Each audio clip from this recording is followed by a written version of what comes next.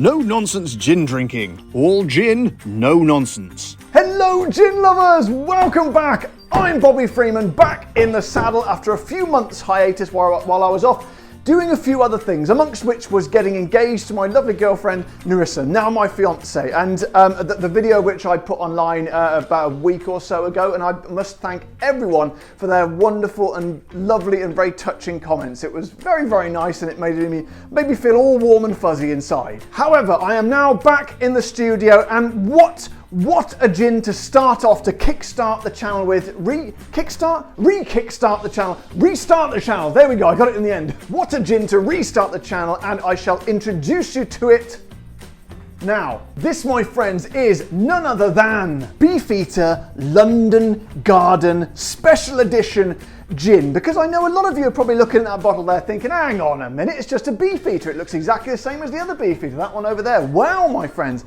well, I can tell you, that's a bit weird, wasn't it? I can tell you now, it is not the same. It is a rather strange sort of, well, I don't know if it's strange or not, but it's a bit of a sort of an enigma, one that's floating around out there. You can get it, but it's a little bit difficult. You have to go slightly more out of your way. In fact, I had to go to a Spanish website to get this, even though it's made in London, which seems bizarre, but that's what I had to do. Anyway, let's not get bogged down in all the whys, the wherefores. Let's crack on, find out what it's all about for my gin viewers, my gin lovers and subscribers. I've got a bit rusty at this, for you today. So then, let's have a look on the old website, shall we? It says here, the famous botanical gardens of Chelsea Physic? Was that Psychic? I always get those two confused. I think it's Physic Gardens. Chelsea Physic Gardens would have been frequented quite often, not too often, just quite often, by none other than James Burrough, who of course started off Beefeater Gin, and it says in many ways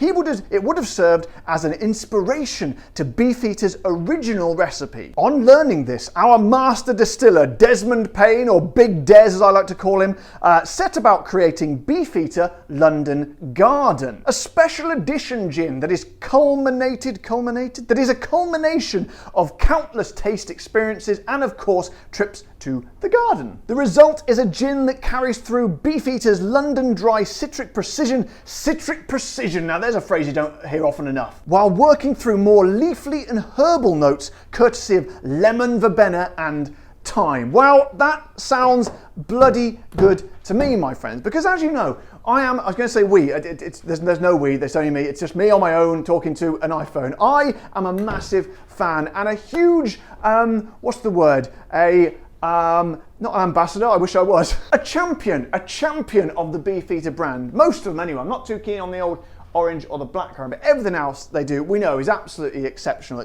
It's probably the core gin to go to. So I'm quite interested to see how they pepped up the original recipe. So let's crack on and find out. Nope, we've already found out about it. Let's get the top off and bloody well taste it. However, before we do, I must just point out, it's been so long since I've been in the studio. It's back in January, February, March, about 3 months I've had off.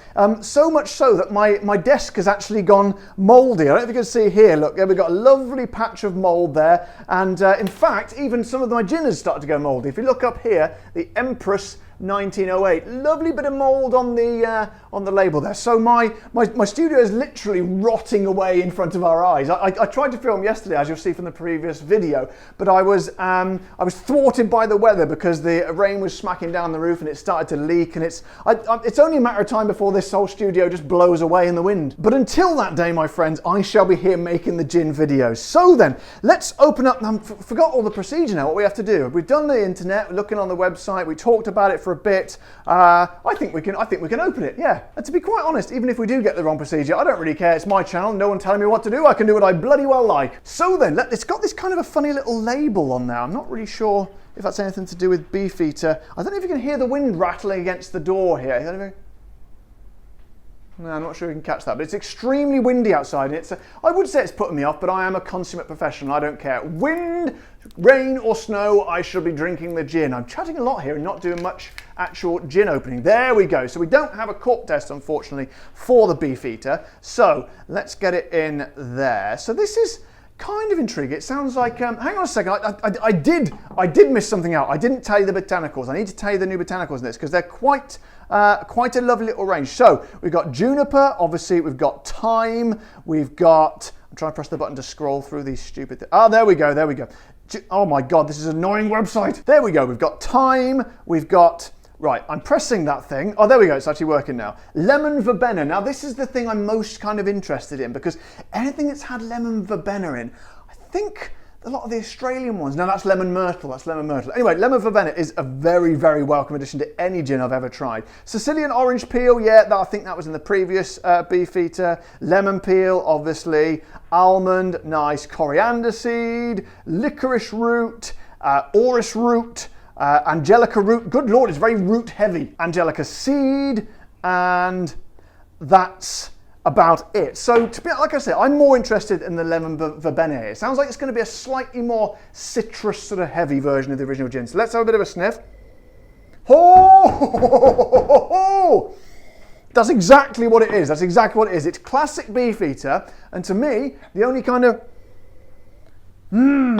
difference I'd say they've pepped up the old lemon, but it's not kind of just a lemony smell like something like this ridiculous Gordon's over here. It's kind of got a bit of depth to it as well. So that smells bloody good. And to be honest, I'm not going to mess around smelling it too long today. I reckon we crack on and get it in the old gullet. So then, brand new bottle of Fever Tree here. Fever Tree, the best tonic, of course, and of course the tonic that does not sponsor this show, even though I've asked them multiple times. And it's bloody annoying, to be honest, but hey, what can you do? Anyway, let's make a little tiny gin and tonic. Nice little song there for you, you're welcome. Right, here we go. Before I do, thank you as always to all my patrons and my YouTube members who keep this channel going and are literally buying the gin.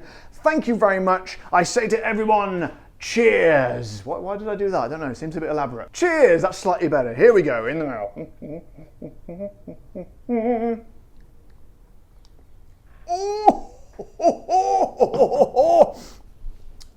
Oh, God. Now then. That's a lot of now thens for one video. So what I was expecting was kind of maybe a bit more of a blast of lemon than actually I've got. What I'd say this probably is a kind of a tinkered version rather than a tinkered version of the original, rather than a complete revelation and a revelation. I think what Big Des has done is kind of just eked out what was in the original Beefeater and perhaps just expanded it slightly, maybe about by 25%, but it's definitely there. And the main differences here are, as I said, there's definitely more of a sort of a tangible, discernible, and noticeable, there's three different words for the same thing for you, a noticeable kind of increase in the lemon, but not as kind of as I'd imagined. As I say, about 25%, and it's kind of a candy sort of version of lemon. You can get different sort of versions of the lemon scale. And this is kind of a sweet candy sort of essence of it, which, let's face it, is never a bad thing. But coupled with that, there's a kind of almost a herbiness about it. And I can see why they've called it the London Garden. I mean, to be honest, like I said in my video the other week, I've got a London garden. I live in London, my garden's out there. I would not want to eat anything out there because the cats shit all over it. However, I'm assuming they don't get any cats in this garden because, let me just check, hold on a second.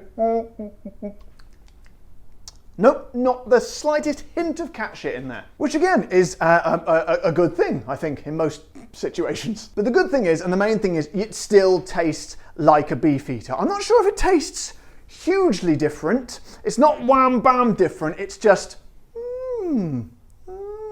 different. So then, let's try the old devil neat, shall we? By the way, I didn't tell you the ABV, did I? 40%. And what was, I think that's slightly less than the original Beefeater. No, it's bang on. It's exactly the same. So it's a very, very similar gin. It's not worlds apart from the original. So let's try it in my no nonsense gin drinking mug, which is available from all good mug shop. No, it's not. It's available from clicking the picture of it below this video. So let's get a bit in there like that. Oh no, I put the gin on the wrong side. Don't like to. I'm a creature of habit, as you know. So let's try that neat. Yeah. Just like the original Beefeater, I don't think that's one to be drunk neat. I know a lot of people, a lot of my viewers out there, I know some of you guys love it neat, but to me, yeah, it just kind of loses any sense of depth that it had in it. It's definitely 100% made for a gin and tonic. However, my friends, it's definitely made for a gin and tonic. Is it made for old Freeman or the average Joe's pocket? Well, it's a bit of a complicated question, that, because it's a very good price. It's priced at about £19 here in the UK, which is about $24 and about 22 euros. However, that is not the end of the story, because it's, as I say, it's very difficult to get hold of. And for me, depending on where you are in the world, this is obviously going to be relevant or not relevant. I had to buy it from a Spanish website. I can't remember the name of it now. But so, yeah, £19 it was all worked out at. But the postage and packing was like another £20, which kind of doubled it. So I'm not really sure what to say about it. For me personally, if you live in the UK, it's a bit ridiculous paying double for the postage than you do for the actual gin. So if the answer, I suppose, is if you live in Spain, happy days. Go and get it. You won't be spending a fortune. If not, it might be a little bit tricky to get hold of, certainly in other parts of the world where I know this channel is being watched. So then, gin lovers, so it's a comeback video today, as I said, and a rather an intriguing one to come back to, because is this really worth the effort and the double the price with the postage that I had to pay? And to be honest, it's great. It's really good. I enjoyed it immensely. But is it that different and that much better than the original? I don't think so. I don't think so. It's a nice little side project, and I see why they did it as a kind of a special edition one. Aren't really pushing it in the marketing, because it's not worlds apart from the original. And to be honest, if you're in a situation like me, when you had to pay the same amount for the packaging as you did for the postage as you did for the bottle, I'd say probably not worth it. However, if you are in España, as I'm aware they say in Spain, I say Viva la Beefeater. I don't even know if that's Spanish. That's the extent I've exhausted my Spanish repertoire, in case you can't tell. But anyway, if you're in Spain, go get it, because it might be worth it, even though it's not over here in the UK. So guys, that's me done for another day. I hope you enjoyed that one, my comeback video today. If you did, as always, don't forget to subscribe to my humble little channel here, where I stand in a cold, dusty, blustery and leaky and now mouldy studio, and of course like the video, and then I know people, so I know people are watching, basically, because it's just me on my own here talking to nowhere while talking to a camera. So if you just sort of press the like button, I know I'm sort of really milking this a little bit more. It makes me think to myself, it makes it all worthwhile. And of course, if you like it so much so that you want to support me, you can join my Patreons by heading over to the old Patreon page, or indeed press the join button below this video to become one of my wonderful YouTube members. But until next time, guys, you know the drill. Take care, stay safe. Thank you to all my patrons and members, and of course, keep drinking the gin.